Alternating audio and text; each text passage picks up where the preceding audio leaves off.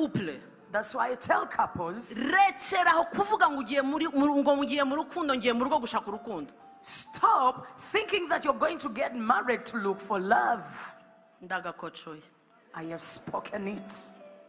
Nta rukundo bajya gushakayo, ujya mu rugo ugiye gutanga urukundo. You do not njya mbwira abakobwa wifata icyemezo kijya gushaka utarabanza kubona urukundo.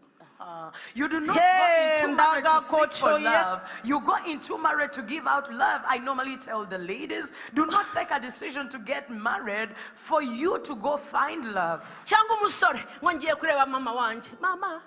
A gentleman, I'm going to see my mother. Amekosa kumpa. So hagahita haza abantu babiri, umwe arashaka ngo mbonye mama wanje, undi ati mbonye papa wanje.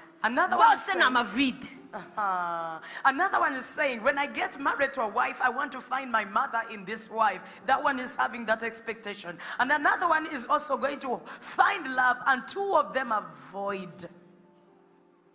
Banza wuzure Imana, wuzure n'urukundo rwayo, ugenda ugiye kurutanga. Byuka mu gitondo ugiye guha urukundo mugenzi wawe. Nawe abyuka aje kuruguha, ureba ngo urugo rurakomeza neza. First get filled with God and get filled with love, and you'll be able to give love to God and love to your neighbor. Ndababwira se ko ndibabwira uyu munsi. I'm telling you tonight. Niyo mpamvu shera komanga ukumva uratumye.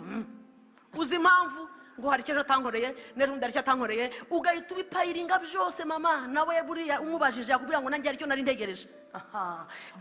Uramwagiriza, kwagiriza ni uramujija, uramushinja, nawe yicaranye umushinjo. So muri abantu babiri bamwe barashinjana. Waramemukiye kuva ku myaka wa kabiri, uwa gatatu wankoreye gutya, uwa kane wankoreye gutya, wowe wakoze iki? Wari woroshye seho? Yakoze kiriya nawe hari ikindi wakoze atavuze. Rekeraho dosiye muzireke hanyuma mutangire bushya, kuko mwahuye mwese mwikoreye. The reason as to why your spouse, iyo uhuye n'umuntu utaratuye araguturaho. okay, when you meet